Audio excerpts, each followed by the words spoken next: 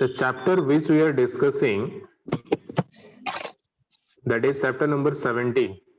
So quickly everyone take out the chapter number 17, which we have in page number 118.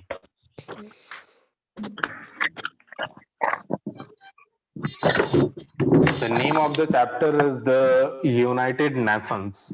So in this chapter specifically, we will learn what the United Nation is, what are the specific work or what are the aims of United Nations. Okay, so how it works. So these all things we will learn, when it forms and all the things. So especially, tell me first one things. What happens in case of fighting happens if some किसी के साथ किसी का fight हो जाता है, लड़ाई होता है, ये किस कारण से होता है और लड़ाई होने के बाद क्या होता है, या इसको हम लोग रोकने के लिए क्या स्टेप्स कर सकते हैं, या क्या what we can do so that कि ये ना हो. जैसे आप लोग में से भी कभी कभी समटाइम कोई दोस्त में लड़ाई फाइट हो जाता है इस तरह से, ठीक है, भयंकर सर, भयंकर. हाँ, तो इसको ताकि रोका जाए या रिड्यूस किया जाए, या हाँ, so what we can do to minimize this or to maintain the peaceful among the students or among the states or among the countries, जो भी हमारा countries है, यहाँ पे क्या हुआ ना, वर्ल्ड वॉर जब हुआ तो उतना नुकसान नहीं हुआ था. जब बाद में वर्ल्ड वॉर 2 हुआ उस समय क्या हुआ ना, जो यूएसए था उन्होंने एक हिरोशिमा और नागासाकी में एटम बम दे दिए, और एटम बम जो इतना पावरफुल होता है ना कि उसका इम्पैक्ट में जो आ जाता है. सर हम कहानी सुन चुके हैं ये वाला. हाँ, उससे क्या होता है कि बहुत सारा नुकसान होता है, और वो नुकसान जो है ना, वो ये देखो, ये एटम बम है, इस तरह से होता है, और ये पूरा इस तरह से काफी लार्ज एरिया तक ये कवर करता है और डैमेज करता है, और इस तरह से ये इम्पैक्ट जो है जनरेशन. Yes sir, original.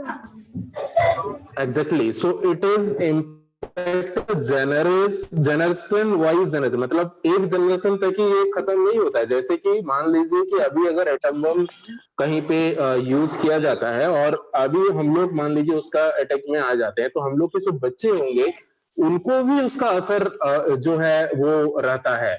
इतना पावरफुल होता है एटम बम. ओके, तो अभी अगर हम लोग बात करें नॉर्मली को एग्जिस्टेंस का, अगर मान लीजिए हम लोग चाहे कि इस तरह से फाइट ना हो, तो नॉर्मली क्या होता है, अभी हम लोग के पास स्कूल में नॉर्मली नहीं ज्यादा होता है फाइट. क्यों नहीं होता है? क्योंकि आप लोग को सभी को पता है कि अगर हम लोग फाइट करेंगे, so the school is here, the teachers are here, so to look into it or to minimize this or to resolve the issues. अगर किसी का कुछ बात होता है तो आप लोग आके क्या करते हो, कंप्लेन करते हो कि सर ये मेरा पेंसिल ले लिया, सर ये मेरे को पीछे से वो कर रहे हैं, टॉर्चर कर रहे हैं, या तो मतलब मेरे को डिस्टर्ब कर रहा है. आप लोग कंप्लेन करते हो कि फाइट कर लेते हो? कंप्लेन करते हो, राइट. अब उसके बाद टीचर जो है वो उस पर एक्शन लेते हैं, उस पर बात करते हैं कि उसको नहीं करना चाहिए और उसको पनिशमेंट करते हैं, राइट. और अगर ये नहीं रहेगा, यहाँ पे टीचर नहीं रहेंगे या स्कूल मैनेजमेंट नहीं रहेंगे, तो नॉर्मली क्या करेंगे बच्चे कि वो एक कोई पीछे से डिस्टर्ब करेंगे तो वो फिर उसके पीछे जाके और लड़ाई चालू हो जाएगा, राइट. तो this to maintain this we should someone who should look into it. आपके घर में भी वैसे पेरेंट्स रहते हैं जो देखभाल करते हैं इसका, और इसके अलावा क्या क्या स्टेप्स कर सकते हैं आप लोग बताइए वन वन, कि ऐसा लड़ाई जो है, specially if you start with the students, कि हम लोग का स्टूडेंट्स के एक दूसरे के बीच लड़ाई ना हो, तो उसके लिए हम लोग क्या कर सकते हैं, एक एक करके बताएंगे. पहले अंकुश और रवीश. टेल मी, रवीश ज्यादा लड़ाई करते हो? वैसा क्या करना चाहिए ताकि हम लोग का लड़ाई जो है ये ना हो और हम लोग मिलजुल के रह सके? रवीश स्पीकर इस माइक ऑन नहीं किया वो. पता नहीं कहाँ बिजी है वो लोग, लॉग इन करके कहीं और बिजी रहता होगा. That is why the Yes, quick sir. response I am not getting, right? Yes, sir. We'll talk Yes, to your sir. parents today. Yes. ठीक है, आज रवीश का पेरेंट्स से बात करता हूँ मैं. Yes, sir. So anyone else who can tell? चलो Sir. आर्यन भी कम नहीं है, आर्यन ही बताएंगे. सर हम उसके रूम में रहते, लेकिन सर हम उसके बारे में नहीं जानते. नहीं, उसके बारे में नहीं बताना है, तुमको इतना बताना है कि नॉर्मली जो लड़ाई हम लोग करते हैं, इसको रिड्यूस या इसको नहीं हो, इसके लिए हम लोग क्या कर सकते हैं, क्या स्टेप्स कर सकते हैं? सर हम लोग कर सकते हैं कि sir we should Anyone else having any idea? किसी और को कुछ? Sir I am sir I am. Yes, yes. Sir जो सब प्रॉब्लम इसी कारण वो सब फाइट कर रहे हैं, उसका सर सोल्यूशन ढूंढेंगे. Exactly. तो अब यहाँ पे सॉल्यूशन, सही बोले ना. अब मान लीजिए लड़ाई जो है हो रहा है तुम्हारा कोई फ्रेंड के साथ किसी और का, तो तब तो तुम उसका फेवर में जाओगे, जो तुम्हारे फ्रेंड्स है. सर बिल्कुल जाओगे. नहीं जाएंगे सर, मेरा को फ्रेंड है ही नहीं. अच्छा, नहीं तो इसके लिए क्या है ना, इसका क्या सॉल्यूशन है कि there is a members, there is a team जो इस पे काम करते हैं. जैसे कि मान लीजिए कि आप अकेले नहीं रहोगे यहाँ पे, तो यहाँ पे और भी कोई Your voice is not coming. Oh My voice is not coming. It is coming. coming. Sir, coming. Sir, unable to understand you. Unable to understand now. No, Now tell me. Now also. Sir बात on करे क्या? Okay, you just try after changing the place wherever you are, because maybe the network problem is there. Because from my side, I am checking, there is no any network problem. Harshit is also checking, voice is coming. Isa is saying, sir, voice is coming. Yes. Daddy, your voice is coming. Exactly. So what we can do is, so that the this type of fight should not be there. One is there should be one team, एक member होना चाहिए. घर में school में भी normally हम लोग क्या करते हैं, क्लास मॉनिटर ये करते हैं, तो वो जो है वो क्या होता है, वो लुकआउट करते हैं. ठीक है, या तो एक हम लोग टीम बना सकते हैं 2 या 4 स्टूडेंट का, जो कि पूरा लुकआउट करेंगे या उसका सॉल्यूशंस करेंगे, या उस तरह से कुछ अगर होता है तो उसका मतलब लड़ाई होने नहीं देंगे. तो सेम चीज हुआ हम लोग का जब भी वर्ल्ड वॉर 2 हुआ, मतलब वर्ल्ड वॉर 2 के टाइम काफी नुकसान हुआ था. ठीक है, तो ये वर्ल्ड वॉर क्यों हुआ था, क्योंकि यूरोप में जो है, स्पेशली यूरोप से ये स्टार्ट हुआ था. यहाँ पे उस समय सारे कंट्रीज के जो है ना इंडस्ट्रियलाइज्ड करने के लिए सब जो है जेलियर्स थे, एक दूसरे को ऊपर जलन होता था. तो अभी भी नॉर्मली वही होता है कि जब इस तरह से जलन होता है तो ही एक दूसरे से लड़ाई होता है. जब एक दूसरे को अच्छे से रहेंगे तो लड़ाई नहीं होगा, जब एक दूसरे से ईर्षा करेंगे, जलेंगे, तभी लड़ाई का शुरू होता है. तो उस समय भी इसी तरह से माहौल जो है बिगड़ा था और शुरू हुआ था वहां पे यूरोप से. ठीक है, और ये 28 जुलाई 1914 से लेकर के 11 नवंबर 1918 तक हुआ था. तो वर्ल्ड वॉर 1 में उतना नुकसान नहीं होता जितना वर्ल्ड वॉर 2 में हुआ था, क्योंकि वर्ल्ड वॉर 2 में यूएसए जो थे वो एटम बम यूज किए थे. ठीक है, तो यहाँ पे जापानीज के 2 सिटी है जो हिरोशिमा एंड नागासाकी बोला जाता है, वो 2 शहर में ये यूज किए थे. ठीक है, तो इस तरह से हमने डिस्कस किया कि इतना नुकसान होगा. सबसे पहले in this chapter we will learn about how the formation first, what formation of the United Nations, then principles and objectives, what are the basic aim of the UNA, and then organs and agencies of the UN. There are lots of agencies, so we'll discuss about those.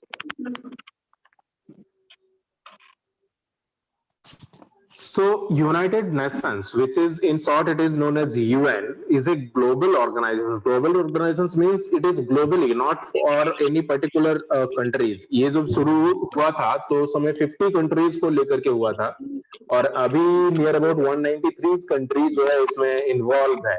तो अभी जैसे महामारी का case है, जैसे Covid का case है, तो इसको भी फाइट करने के लिए तो नॉर्मली ये जो यूएन का काम है ये सिर्फ फाइट को रोकना नहीं है, इसमें और भी बहुत सारा चीजें हैं, बहुत चीज है जो हम लोग इसमें पढ़ेंगे कि जैसे हेल्थ सेक्टर में भी यूनिवर्सली काम करना, रिसर्च सेक्टर में यूनिवर्सली काम करना और भी बहुत चीजें इसमें इन्वॉल्व है। ठीक है, तो जैसे अगर हम लोग बुक में अभी जाएं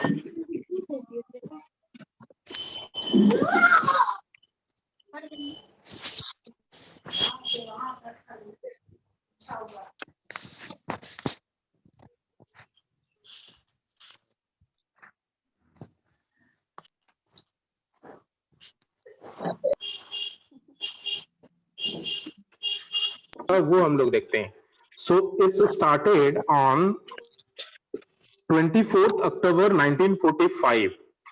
सो 1945 से ये जो ऑर्गेनाइजेशन है, ये जो यूनाइटेड नेशंस है, ये इसका रनिंग हो रहा है। ठीक है, सो इसका जो सबसे पहले हेडक्वार्टर यहाँ पे पूछा गया है, इसका हेडक्वार्टर जो है ये न्यूयॉर्क में है। ठीक है, तो यहाँ पे आप इसको सर्च करना कि where is the headquarter of the United Nations, और that means where is it located. So it is located at न्यूयॉर्क। ओके, तो ये ग्लोबल ऑर्गेनाइजेशन है, मतलब ये पर्टिकुलर एक कंट्री, एक स्टेट्स और एक कंट्री के लिए नहीं है, it's including there are several countries. यहाँ पे 51 कंट्रीज के साथ फाउंडेड हुआ है, मतलब फाउंड जब हुआ था, जब इसका बनाया गया था, जब इसको फॉर्म किया गया था, at that time 51 countries are there, but now there are few more countries included. Okay, so इसमें क्या है, इसके अलावा this day is celebrated as United Nations Day। इसीलिए आपने सुना होगा 24 अक्टूबर को हम लोग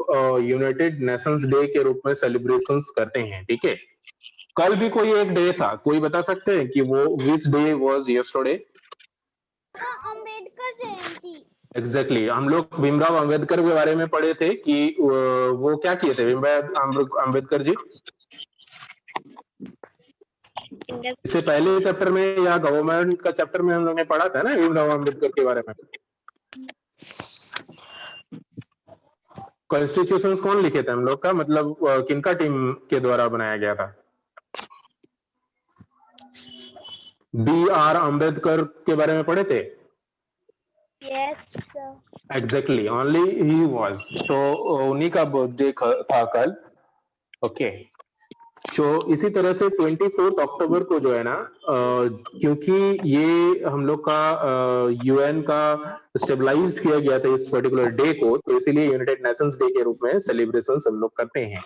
यहाँ पे क्वेश्चन इसी तरह से रह सकता है कि when the United Nations day celebrated, तो आंसर विल बी 24 अक्टूबर 1945। उसके अलावा यहाँ पे ये भी ऑप्शन रह सकता है कि when it was formed after first world war or second world war, like that type of questions may be also formed. And here also one most important thing is there 51 countries founded the organizations. तो इस यहाँ पे भी एक question इस तरह से रह सकता है कि at the time of founded the organization, how many countries are there? So 51 will be the answer, right? इसके बाद the organisation also involve in prompting health and sanitation. Sanitation मतलब क्या होता है? सैनिटेशन मतलब पता है आप लोग को? अभी तो सैनिटाइजर का यूज मैक्सिमम स्टूडेंट्स करते होंगे, मैक्सिमम के घर में होता होगा, सैनिटेशन सुने होंगे। Yes sir, yes sir. What does this mean? Yes, sir. Sir, to sanitize ourselves. हाँ, तो what is the meaning of to sanitize ourself? Sanitize Sir, का it is actually the meaning क्या है? process by which we are protecting ourselves. Okay, anyone else?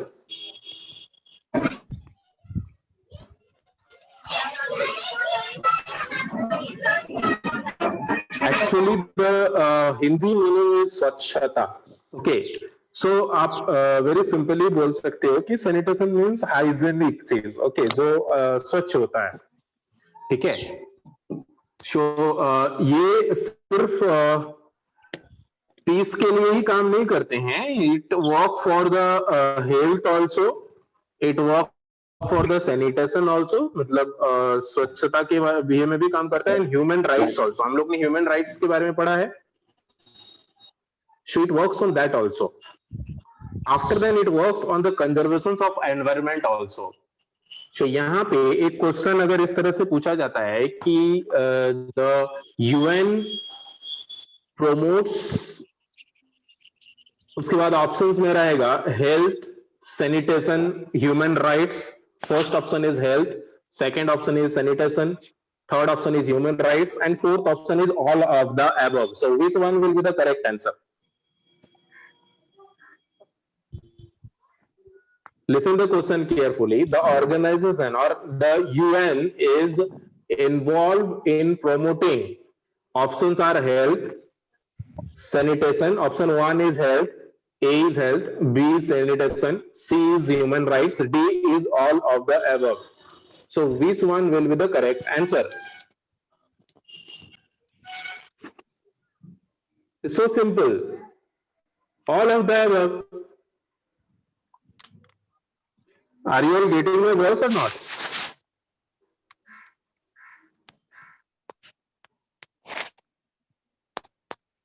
आप लोग को आवाज आ रही है? Yes, sir. Yes. Yes, sir. तो इतना सिंपल क्वेश्चन का आंसर क्यों नहीं दे रहे हो?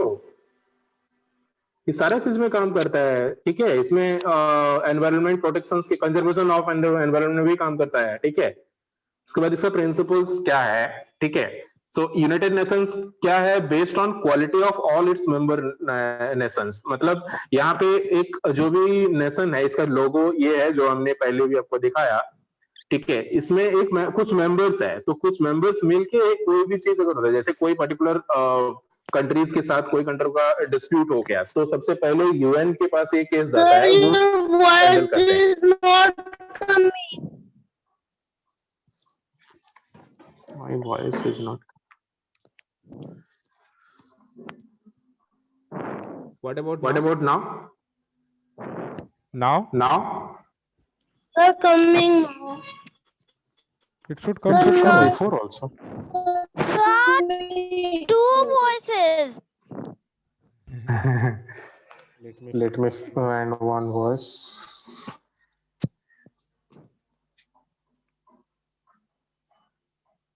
नॉर्मली जैसे घर या स्कूल में लड़ाई होता है तो कोई एक आदमी रहते हैं या कोई एक घर के मेंबर या स्कूल में टीचर या कोई इस तरह से मेंबर रहते हैं जो उसको रोकते हैं, जो उसको नहीं होने देते हैं। तो उसी तरह से ये एक ऑर्गेनाइजेशन है, एक टीम है जो सिर्फ ना कि लड़ाई के केस में, ये और भी चीज में, जैसे कि मैंने बताया कि हेल्थ के बारे में भी, अभी जैसे कोविड का सिचुएशन है तो यूएन जो है वो सारे स्टेट्स जो सारे कंट्रीज है उस यूएन के बारे में, वो सारे के बारे में सोचेंगे, ना ही कि एक पर्टिकुलर चीज के बारे में। उसके बाद सैनिटेशन में भी सारे कंट्रीज को लेकर के वो काम करेंगे। उसके अलावा ह्यूमन राइट्स पे वो काम करते हैं। उसके अलावा conservation of environment, environmental conservation में वो काम करते हैं। तो ये सारी चीज में वो काम करते हैं। उसके अलावा प्रिंसिपल्स जो है, इसका प्रिंसिपल्स मतलब क्या होता है, नॉर्मली ये किस बेसिस पे काम करता है। इसमें एक टीम होते हैं जिसमें कुछ मेंबर्स होते हैं, ठीक है। एंड आफ्टर देन इसका बेसिक ऑब्जेक्टिव क्या है? To develop friendly relations among the members. तो यहाँ पे प्रिंसिपल नंबर 2 क्या है? The members should sort out. तो यहाँ पे क्या होता है, जैसे मैंने बताया कि जो भी स्कूल्स में किसी का अगर फाइट होता है तो टीचर क्या करते हैं, उसको सॉर्ट आउट करते हैं, उसका जो भी प्रॉब्लम्स होता है।